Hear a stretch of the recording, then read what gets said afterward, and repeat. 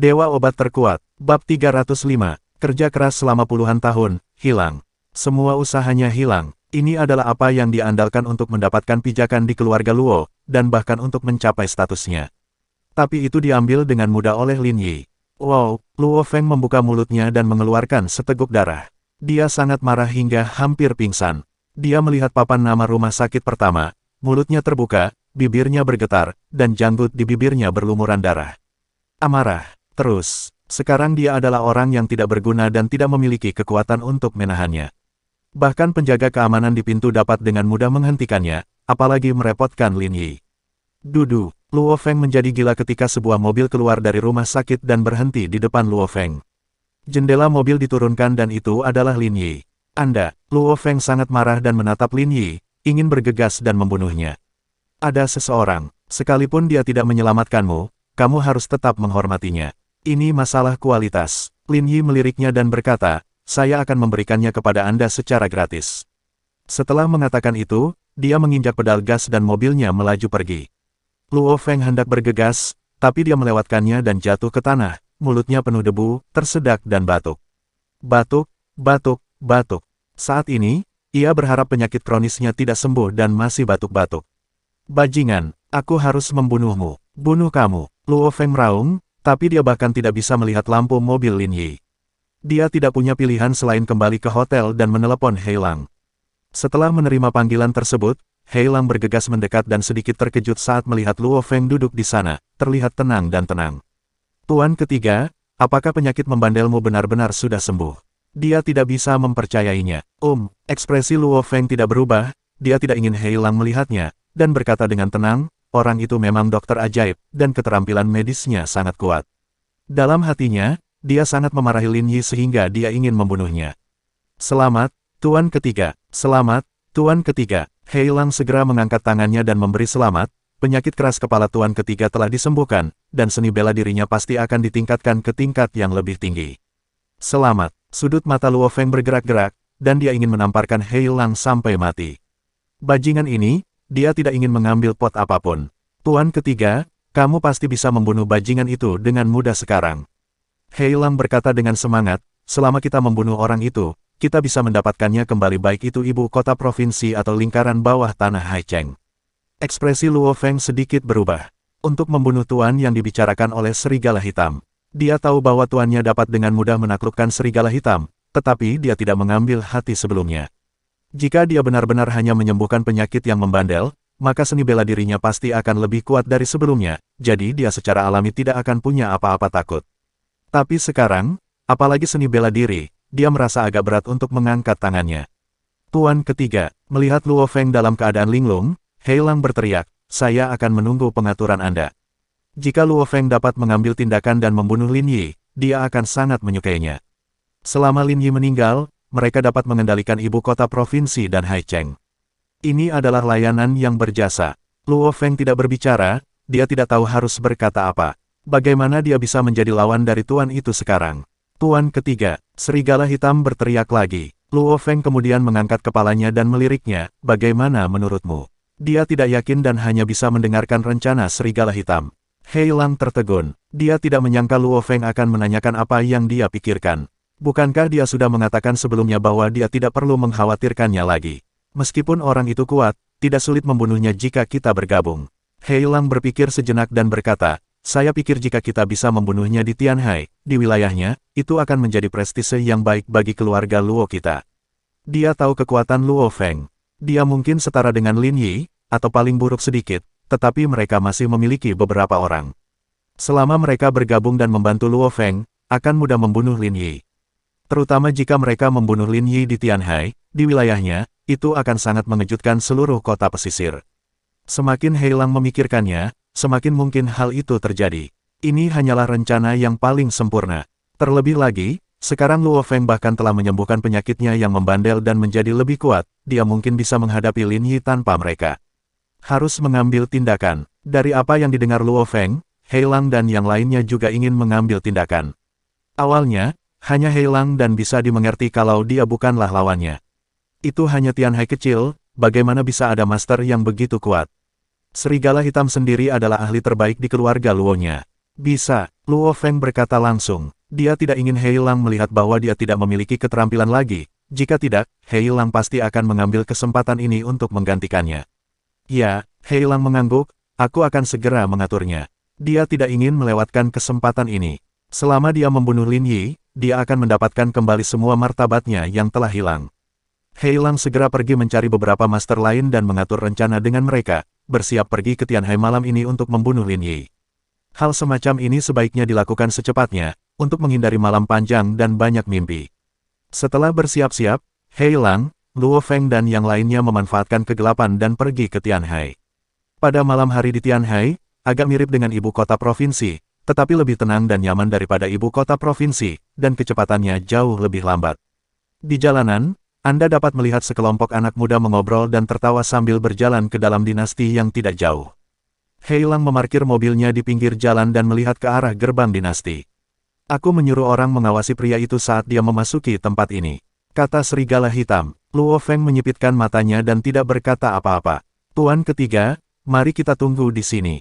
Saat dia keluar, kita akan mengikutinya. Dua orang lainnya akan mengelilinginya dari kedua sisi dan menghalanginya. Jika saatnya tiba, kita harus cepat. Hei Lang menoleh dan melihat ke arah Luo Feng. Setelah kita berhasil, kita akan segera meninggalkan Tianhai untuk menghindari masalah lebih lanjut. Luo Feng hanya mengangguk dan tidak berkata apa-apa lagi. Saat dia melihat wajah Hei Lang yang bersemangat dan matanya yang penuh dengan niat membunuh, dia tahu betapa Hei Lang ingin membunuh orang itu, dan dia mungkin tidak perlu melakukannya sendiri saat itu. Waktu berlalu menit demi detik, dan Hei Lang tampak sedikit cemas, tapi Luo Feng masih setenang gunung, duduk di sana tak bergerak, dan sulit untuk menunjukkan apapun. Dia keluar, tiba-tiba, Hei Lang berteriak, dan dari kejauhan, dia melihat Lin Yi berjalan keluar dari gerbang dinasti dan berjalan menuju tempat parkir. Luo Feng mendongak dan melihat sosok dari belakang, yang sepertinya familiar baginya. Seolah-olah saya baru saja melihatnya. Dia tidak bisa menahan diri untuk tidak mengerutkan kening, merasakan sedikit perasaan tidak nyaman di hatinya. Tuan ketiga, itu orang itu. Dia akan segera pergi. Bersiaplah. Hei Lang menyalakan mobil, menatap ke arah istana kekaisaran, memancarkan cahaya dingin, dan pada saat yang sama memberitahu dua orang lainnya untuk bersiap-siap. Mereka akan mengambil tindakan. Bab 306. Begitu Lin Yi keluar dari dinasti, dia langsung menuju mobil dan bersiap untuk kembali. Dia melemparkan daun teh dari Yang Rong ke kursi penumpang dan menyalakan mobil. Setelah keluar dari toko, Lin Yi langsung melaju ke arah rumah Ye. Namun begitu dia berkendara kurang dari 100 meter, dia melihat sebuah mobil mengikutinya melalui kaca spion. Dengan kemampuan anti pengintaiannya, dia dapat dengan mudah mengidentifikasi apakah dia mengikutinya atau tidak. Lin Yi tidak menyangka akan ada seseorang yang berani mengikutinya di Tianhai, dan mereka pasti bukan penduduk setempat. Dia mengemudi dengan tenang dan tidak tergesa-gesa. Di belakangnya, Hei Lang menatap langsung ke mobil Lin Yi dan mengikutinya sambil menjaga jarak. Kalian berdua, bersiaplah untuk mencegatnya di persimpangan di mana tidak ada orang di depan. Hei Lang berkata dengan sungguh-sungguh, hari ini, aku akan mengirim dia pergi. Ini adalah kesempatan sekali seumur hidup. Selama Lin Yi bisa dibunuh, lingkaran bawah tanah di ibu kota provinsi dan Haicheng akan dikembalikan ke tangan keluarga Luonya. Ketika saatnya tiba, kepala keluarga pasti akan memberi penghargaan atas jasa-jasanya. Luo Feng, yang duduk di barisan belakang, sedikit mengernyit, selalu merasa bahwa mobil di depan tampak familiar dan dia pernah melihatnya sebelumnya. Mobil berwarna hitam jenis ini ada di mana-mana di jalan, jadi tidak jarang, namun ia memiliki beberapa kesan, namun ia tidak memperhatikan plat nomornya, dan ia tidak tahu apakah ia benar-benar pernah melihatnya.